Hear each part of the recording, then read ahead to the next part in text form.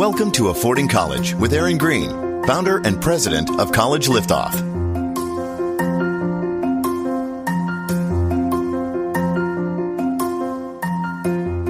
All right, thanks, Deep Throaty Guy. So welcome to Affording College. I'm Aaron Greene, host of Affording College and founder of College Liftoff. College Liftoff is a college planning firm I started to provide solutions for anybody and everybody that's going through college planning or has college planning needs. Our mission is to secure teens' brightest future and save them and their families thousands of dollars in the process. We work with teens throughout the entire college planning process, starting with personalized one-on-one career development work. From there, we find the best schools to match our students' chosen career paths and interests, then offer support throughout the entire admissions process.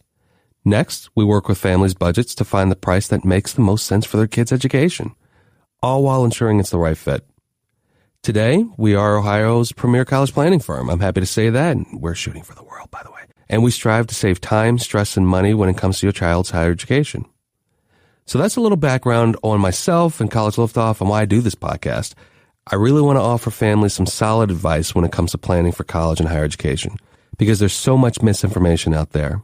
The purpose of this podcast is to dispel the myths and misinformation and really help families. So let's talk about college essays a bit. That's what we're going to do today. I'm sitting here again with Paige, our manager of client planning. Hey, Aaron. And Emma, our lead advisor. Hello. So we're going to talk about the essay writing process. And, of course, the question that you're probably asking, Aaron, why in the world are you talking about essay writing in May, the beginning of May? Because of the fact that this whole thing is a wild card. At least it feels like it to most students and most families. I mean, we have a lot of kids that do really excellently in school. We have kids that have very good GPAs or valedictorians, or if not close to, and ACT and SAT scores in the top 90th percentile. And the inevitable is, what is the essay really saying in the end, and how well is it being done? Because the truth is, if your essay looks like it was written from you like when you were 12 years old, all that stuff goes straight out the window. And that's years worth of work and time and effort that you put in your school and everything else and all the activities you've done. And your essay is kind of carrying your banner. And if it's off, it's wrong. If it's wrong and you spent an hour just doing it right before you need to turn it in, that's a problem. Mm-hmm. And so we're going to talk about that today and the ins and outs. So I figured let's start off with some of the things we want to avoid. Let's put it that way. Some of the downsides of when this is done wrong. What do you guys think?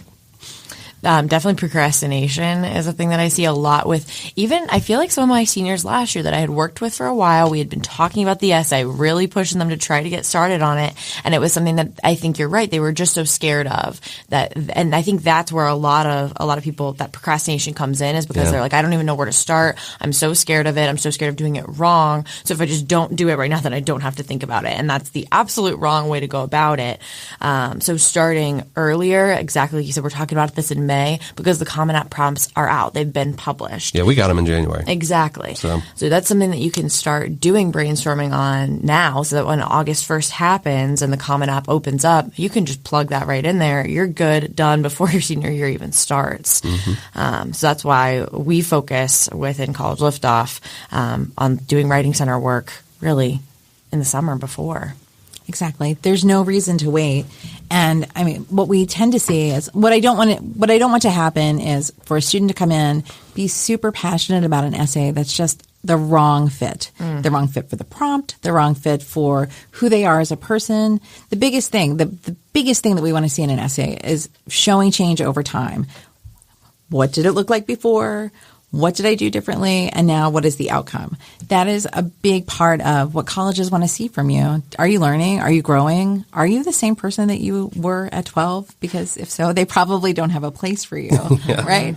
But if you can show that you're making changes over time, right? Or that you've struggled with something and come out stronger on the other side of it. Or if there's something, one of the prompts is about, something that you're super passionate about, like that, you would give up anything to do. I want to know why. Why are you passionate? Don't say, yeah, I love this. Yep, I love it. Yep, I love it. That doesn't really tell us enough about why you love it, why it keeps you from sleeping at night, or makes it possible for you to sit in. And one of our kids wrote this great essay about sitting in a hotel room during a vacation, writing pieces of music that he needed for like a spring concert. And I remember in reading his work, I was sitting there with him. I totally understood why it was more fulfilling for him to sit in this hotel room and just craft this this piece of music than it was to like be out with his family doing fun stuff. Yeah. So, and that magic that you're talking about in that essay happens from planning ahead of time and like writing an outline, doing pre-writing and making sure that you like the direction that you're going. You feel good about it because you can't write this amazing essay in one day. And I feel like a lot of kids, and you can kind of get down on yourself as a writer a little bit too. Like, well, maybe I don't connect with this prompt as well, or I can't come up with supporting details and ideas. And that's not true. You just have to take time for ideas to simmer, right? To come up with them. Rome wasn't built in a day, right? Yeah. You've got to like let that magic idea for a supporting detail come to you when you're laying in bed or whatever. exactly. Yeah, and see, and the problem is not everybody's a writer, right? So we've got plenty of students that are English and writing are not their thing. Even more reason to do what you just said, because we can't allow this one thing to sink the whole ship for that particular student, whoever that may be. You've got all the stuff that you've already done, and you've now allowed a day to kind of write this essay or a couple of things, and again, because the parents, they don't really know fully how this thing works, but we're telling you now, the essay is just as important. Imagine if you got a resume from somebody and it was stout, and then you got a cover letter where there were misspellings all over it, the grammatical side of it was all to hell and back, and it didn't make any sense. Would you hire that person? Never. But the resume was stout, but you would never know that. That's the same thing here. We've got to be able to make sure that this really matches what the student is really going after and what they're really trying to do and what they're trying to say. And this is honestly why we've created and really enhanced, especially this year, Writing Center and what that really is going to mean for us going forward. I'm so excited about our work in Writing Center. So I did a lot of editing last year with the essays, and I'm still doing some editing. We still have some kids pumping out scholarship essays. So it's been a super busy season. And what I know from doing this editing work is how important it is for even strong writers to sit down with somebody and collaborate.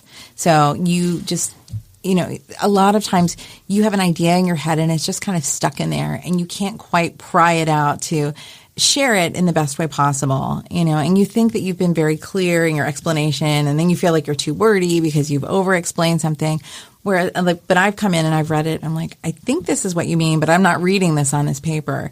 And so one of the nicest things about working in a writing center is having that collaboration, having that chance to do some real sit-down work with somebody and really go over the parts of your essay that you feel are your weak point. One of the nice things that we'll do in Writing Center is we'll sit down, actually before you actually turn in a piece of writing, you'll fill out this intake form and you'll indicate how long you've worked on the essay, what you feel its strong points are, what you're worried about, and specifically, like, what are you most concerned about? Is it like, do you just need to brainstorm new ideas? Are you worried about the organization of the essay? Are you worried about just the nitty gritty, like punctuation, spelling, grammar, that kind of thing? Because I don't want to come in and tiptoe all over your essay if you feel that your idea is where it's going. And just knowing what it is that you feel that you're struggling with really helps me help you. Yeah, so absolutely. And so in that same vein, all those things go into it. We've got a cool staff that we're getting ready to bring on board with this too. I'm so excited. I think I say that all the time, but I'm so excited about our writing staff. So we are bringing in some top-notch people from the Ohio State University, from both the Writing Center, and we have this terrific journal editor who's coming on board to help us with the editing that we'll do. There's a lot of editing to be done. And one of the nice things that I think makes College Liftoff distinct in this market is that we will dedicate an editor to you. So you will have a Writing Center person who will help you bring one piece of writing from its earliest rough draft to its completed product.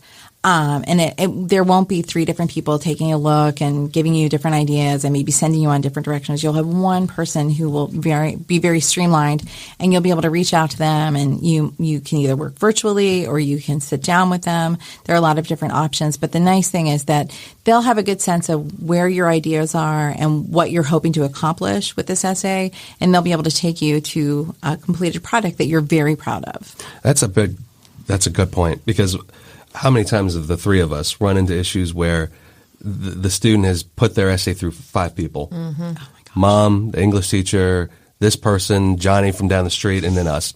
And everybody gives their 2 cents, and everybody's 2 cents thinks that their 2 cents is the one that matters the most. Mm-hmm. And the students, God love them, don't know any better that advice from Johnny down the street, or even from the parents on some side, that I'm not a writer. I have no business telling my kids what to do, in their essay. No business at all. So it's one of those things where it's like, you don't want to send it through 8 people. Truthfully, you barely want to send it through 2. And that's the point of the Writing Center for us, is that you can have somebody devoted that, one, is already a professional writer, period. Like, that's what they do. They're coming from a place where they're already editing collegiate level work on a day-to-day basis. And we want our kids to have collegiate level work ready to go. That's one of the soft skills that we can provide to our kids. Mm-hmm. Right. I totally agree, Erin. And I feel like a lot of what happens too when your essay starts getting passed back and forth between a lot of people and you get a bunch of opinions is it manifests doubt in the student themselves about the direction that they're going. So they don't end up feeling confident anymore in an essay that was probably great to begin with, or it was on a good path. Yeah. And again, like, the point of the essay is to show that you have the writing skills to do collegiate level work, and that you can hone your thoughts and skills in that particular way. Truth is, most of the people you pass it through don't have that. That's not their background. They're not coming from a place where they're producing work specifically for college or that level on a day-to-day basis. Again, use myself. I don't. So I have a full team that does a great job of this, and I get to sit back and kind of twiddle my thumbs, and you guys tell me what to do in that same thing. So that's. But yeah, again, going back to this is a great soft skill that we make sure that our kids have, along with other things like communication skills in general. I feel like is something that I always like to think about, the change that I see over time with my kids that start as sophomores or juniors to where they leave as seniors. And I'm always so impressed with their growth as a person and as a student and all around, which I feel like one just has to do a lot with going from age 15 to age 17, but also is having to sit in a room with someone one-on-one and having a conversation about their future, I think is something that they all kind of grow a little bit from. Yeah. And interacting with adults. Exactly. Interacting with adults that are not their family members or teachers, and they have to actually talk back. They're not just sitting in a classroom with 20 to 25 other kids and they cannot raise their hand if they want to, right? Yeah. I'm asking them questions. They have to be engaged.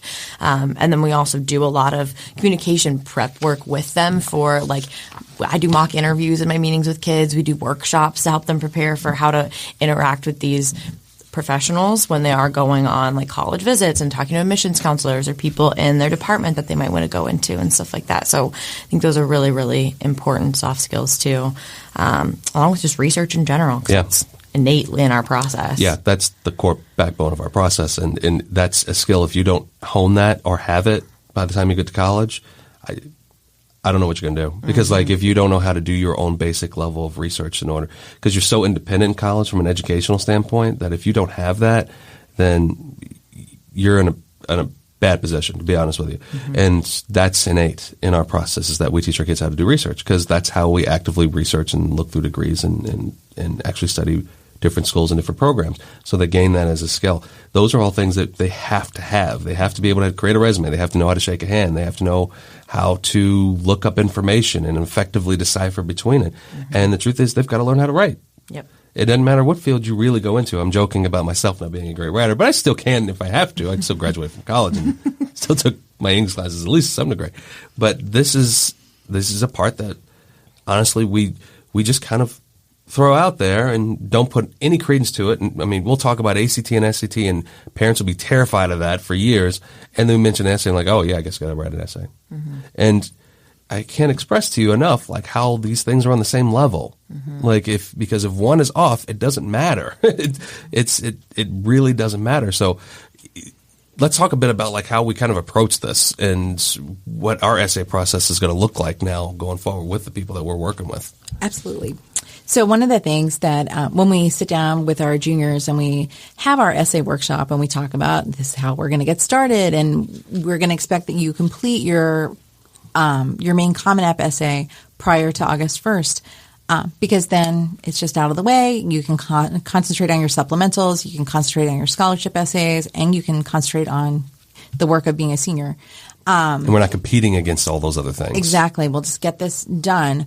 But one of the things when we sit down in this essay workshop and ask the students, how often do you self-edit and write a rough draft? And they all just kind of like sheepishly look down at their laps.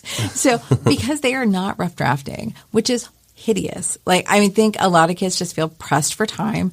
They're like, I got it done. It's enough. So, but it's not enough. It is not enough this time. Like you cannot rush this thing. You can, and then you probably won't go where you would like to go. This is going to set you apart. You are competing with a sea of students who all have great grades and all have great test scores and all have great resumes full of academic and athletic pursuits. And this is the way to distinguish yourself and make yourself look really strong or really weak, your choice. And so if you can learn the steps of rough drafting, of doing the brainstorming, of creating an outline before you do any piece of writing, then not only will you write a great essay for your college application, but you're just going to do better writing in general. And that is my whole goal. That is why we have created Writing Center, because we don't want you to do rush jobs and run it through spell check and be like, yep, I checked it. I did it. So I want you to take the time to really think about your writing. Does it say what you want it to say? And to that end, we are using an essay rubric with I just never heard that word before. It's so funny that you say that because that's our Roz, by the way. We use it all the time. But if you like Alex are unfamiliar, or Roz are unfamiliar with the rubric, it's just sort of your guide map for what it is that you need to achieve with your piece of writing. And so it's great that I can sit down and look at a piece of writing that you give to me and run it through a set of like, how is the grammar? Did you use great verbs? But it's even better if I can ask you to do those things first, because overall it will make you a stronger writer. And so the essay rubric that we have for our students is long. It's comprehensive. It won't take them very long to do, but it's the kind of self-editing you should just be doing. It's good writing. It's what good writing looks like. And it's what all writers do to make sure that they're delivering good writing on on the regular. And so the nice thing about this rubric is that it's not a rubric for your essay writing for your college essays. It's a rubric that will help you with all of your writing. You can take this rubric into your senior classes, any writing that you're doing there, any of the writing that you're going to do in college. I am very comfortable handing this to my graduate students who are now my seniors in college who are now applying to graduate school. Yep. So this is just going to help you make better writing happen. Excellent. Wow. And for an average person, again, kind of approaching this, it's just kind of like, well, how do I even approach this? How do I even really get started with this? So how are we going to be able to set families up to do this a little bit better? I know we're doing this with our clients too, but it sounds like we're going to be doing this even bigger than that too going forward. We've got a lot to this process. What are some top level things, some top level tips that we can at least go with to leave the audience with right now? One of the things when we sit down with our College Liftoff students is just to be clear about what have I chosen a prompt that really speaks to me? Can I answer the prompt with the writing that I've developed? It's really funny. Like one of the very first things that we ask on the essay rubric is, have I followed the requirements? And is there one prompt that my essay clearly answers? The follow-up question is there another prompt my essay could potentially answer? Because if that's the case, what we feel is that maybe your argument needs to be a little stronger or your supporting statements need to be stronger, because when a reviewer at a college reads your essay, they should know without having it written at the top which prompt you're covering. So, my last piece of advice for anybody who is not currently working with us is look over the prompts for the Common App essay. There's one, I think it's prompt 7. Yes, it's prompt 7, and it's like if none of these 6 prompts fit you in any way, if you can't find anything to talk about in these 6 prompts that we wrote to be as general as possible to appeal to everybody in the audience, please write about your own thing. And we are encouraging you not to do that. Never do it. Never do it. And I think Emma does the best job of explaining why it's important not to choose the open-ended 7th prompt. Yeah, it's really tough, I think, for one, I feel like kids have a tendency to think, oh, I wrote this essay for my English class. I'm just going to plug and chug it and work it. And it's like that. It's a recycle thing. Yeah. And that's why would you want to? Something that is so important that you're going to be showing to these admissions officers that it hangs your future in the balance, just copy and paste and recycle something over that doesn't really actually show in the best possible way who you are as a candidate. Right.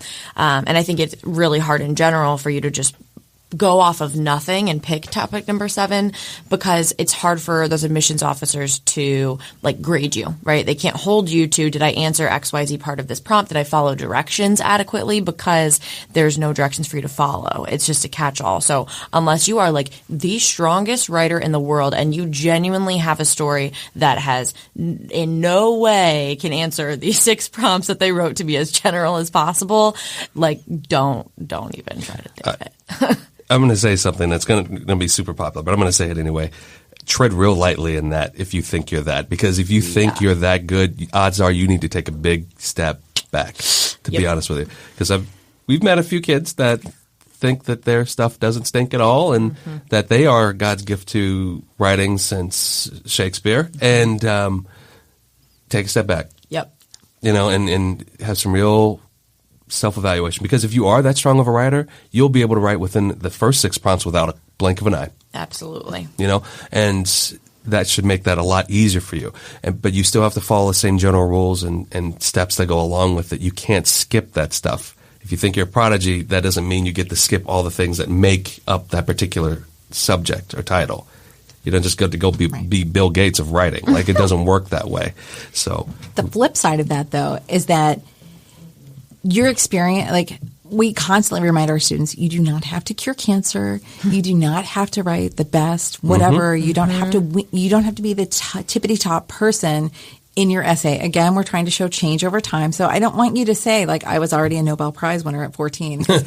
What does that leave you to do in college? Seriously, I just need you to explain how this particular incident, moment in time, thing that you did affected you and what you gained from it. Yeah. So I had this great student who was like, I'm supposed to talk about an adversity in one of her supplemental essays. And she's like, I am a middle class kid from the middle of Ohio. She's like, I've never lived in a refugee camp. I've never nobody's turning off our power. Everything in my life is fine. And I had to really help her. I mean, and that's one of the nice things about, again, working with an advisor or a writing center staff member to help her figure out where have these adversities popped up in your life. And she's a dancer who broke her foot.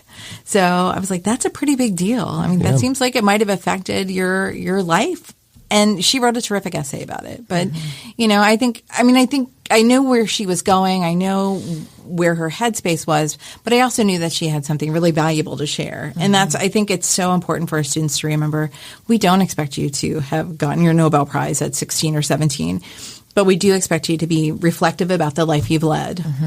And be able to think about where you've grown and what you've learned from it. Absolutely.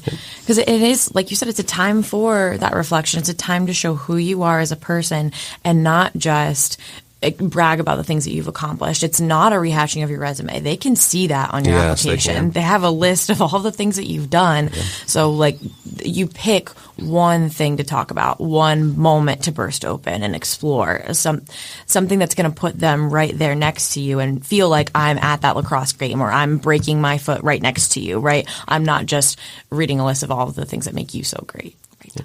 One of the things you, as a student and a parent, you have to remember when you're sending your stuff into a school, they don't know your kid from Adam. They're looking at the things that you sent to them as the complete identity for who this person is and what your next steps are going to be. So if your resume doesn't make sense, then it's not going to make sense to them. If your grades are up and down, if your ACT scores are up and down, if your writing isn't clear, they don't know who you are. Mm-hmm. Again, they can't go back and if you're writing an essay and like, oh, they'll figure this out. They'll know what I'm trying to say. No, they won't because they don't know who you are. And you're one of probably literally 1,000 of those essays that this essay reviewer has read. I always say, I'm like, sit down and picture the admissions person who is reading this essay going through the dredges of all of these essays, one after another after another. You want to be the essay that they pick up and they're like, wow, this is differentiating you. This is cool. This is exciting. This is different from the thousands of other terrible essays that I've read before this. Go shoot for that, right? Make them write something that jumps off the page. Yeah. I mean, you're competing against, like, OSU had 55,000 applicants last year. Every one of them submitted an essay plus supplementals. If you can't, again, they don't know who you are in that mixture of 55,000. You've got to be able to jump off the page more than everything else. And again, to your point, Paige, it doesn't matter if you're a Pulitzer Prize-winning writer or if that's your strength in high school or if it's not. We can work with you to get to that point and be able to craft the right thing that you need to really express in that essay and making sure that you're saying the right things in the right voice. Mm-hmm. And that's the point of having the Writing Center and having devoted people to work with you because it takes that. And not to put it through shopping it through 5 different personalities and all this stuff. No. One person is there to going to be able to guide you through this. A rubric is set so that way you have the guidelines, you understand what's going on. And that's what we're doing. Mm-hmm. So how are we doing this? How are we actually getting people in front of this, and how are we actually doing this work? So, if you're currently a College Liftoff student, you are encouraged, nay, commanded, to complete your Common App essay prior to August 1st because we know that you have supplementals. And that's, I think, for people who are unfamiliar with this college process, if you have not applied to college anytime in the last 10 to 15 years, you might not realize how much writing there is to do during the college application season. And so let's just knock out that really big essay early. And one of the ways that we can do that is, we have some students we can say to them right now, we need you to get that done by August 1st. You're going to be a happier human if you get that completed by August 1st. And they'll come back to us in the next meeting or so, and they'll come in with a rough draft or, a set of ideas. That's great. If you are not that person, during the summer of 2019, we are offering a set of writer's block essay workshops where you will sit down over a 5-day period and come in with a blank page or, a blank computer screen because who writes on paper these days? And at the end of your 5-day period, you will have a completed Common App essay. I can't think of a better way to spend seriously a week during the summer just to knock such a big piece of my application out. You will have that done, and then we'll do we'll lay some groundwork for some of the supplementals you're going to do. But really what we're going to work on is making your good writing better. So this is a program we're going to be doing this summer. Yeah, summer 2019 is our first rollout. If you are already a College Liftoff student, we'll let you know when you can spend a week with us and our new Writing Center staff.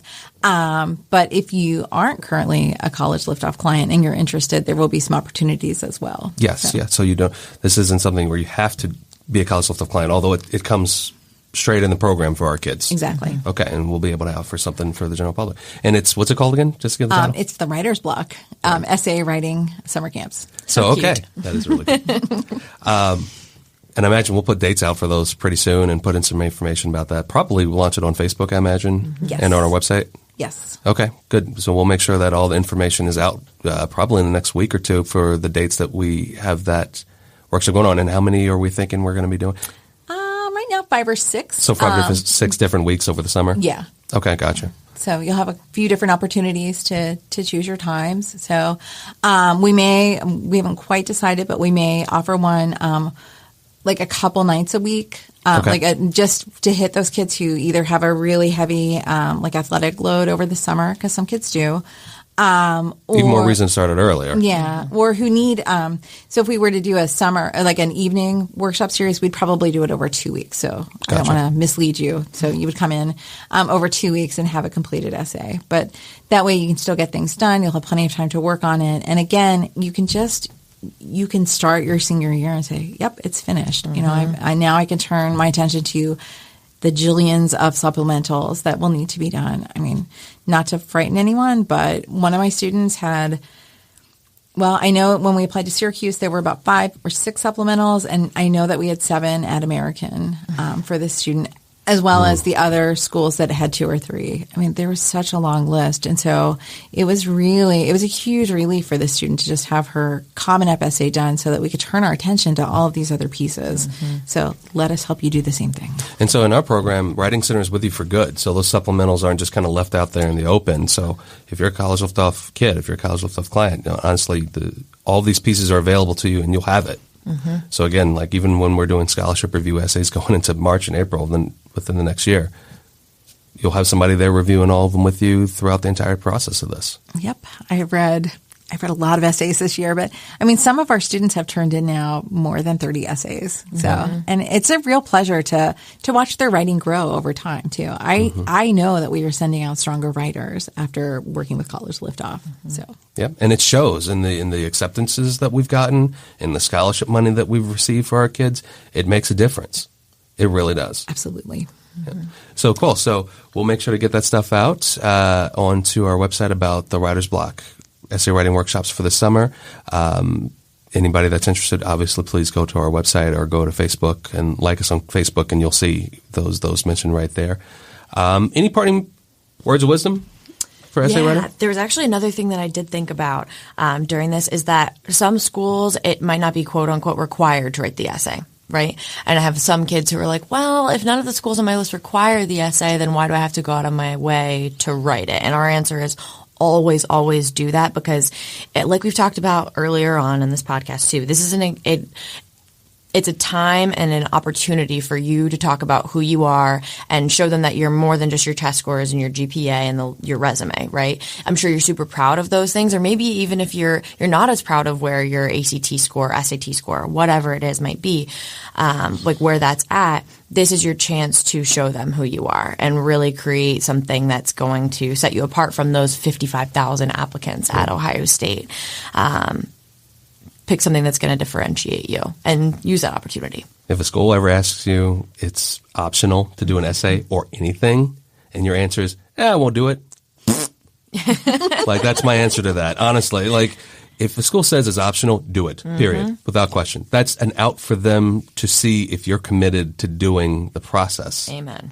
Yeah. That's really a trap, honestly.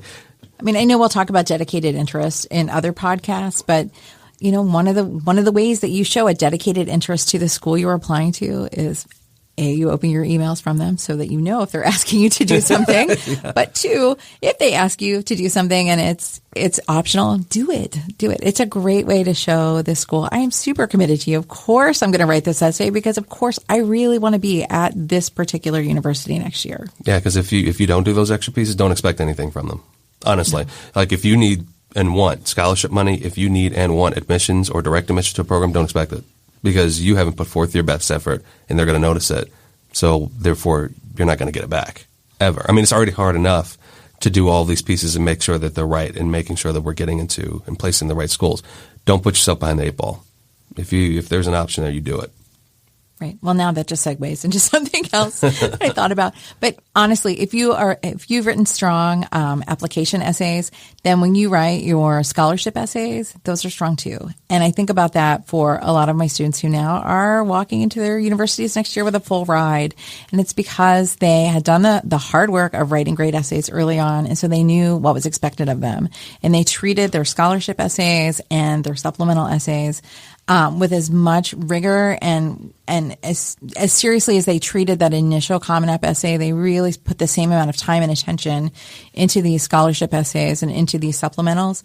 And I honestly think that's what made the huge difference for a lot of our students. Well, the supplementals and the scholarship essays even more so explain who you are, because at that point, if you're being considered for a particular scholarship at a particular school, and then they've already gone through the role of, they know what your grades look like, they know what your GPA looks like, they already have all the pre-qualifications for you, otherwise you wouldn't be at that point. If they're asking you for more information, either through an interview or through an essay or a personal statement, if you don't nail that, that's it. Like, that's the whole kit and caboodle right there at that point. Again, they've already got all the other stuff. They don't need that to judge you off of. whatever you present in front of them at that point is the thing that's going to do it. So even more reason why you've got to do this right. You've got to do the essay writing part right, and you can't ignore it. It's not in any way a small component of this. It's actually pretty monumental. Mm-hmm. It's the forward-facing piece. It's who you are. Agreed. So, amen. I had never really thought about it as your cover letter, but that's just the best analogy, right? You can write a very boring, thank you for considering me. Yep, I'm super interested in your job. Or you can write a letter that really speaks to your passion and what you're interested in and who you are. And you can let people know who you are with that cover letter. And then they're eager to check out your resume. And it's the same thing with writing for college. Yep. Your resume is nothing more than your qualifications. Your cover letter, the thing you write, tells them why and where you want to be.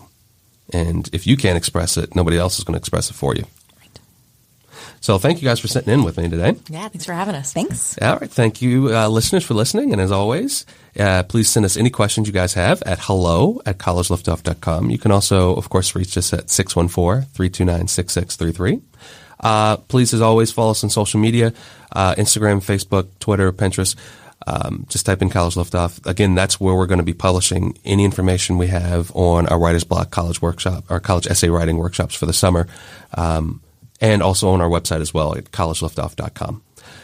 Please, as always, subscribe to Affording College wherever you get your podcasts, iTunes, Spotify, any of the like. And thank you for listening, and we'll speak with you next time. College Liftoff can help empower you to make college affordable for your student. If you want to learn more about your options, Aaron will be responding directly to your emails. Email him a question at aaron@collegeliftoff.com. Thanks for listening to Affording College with Aaron Greene of College Liftoff. If you'd like more information, visit collegeliftoff.com.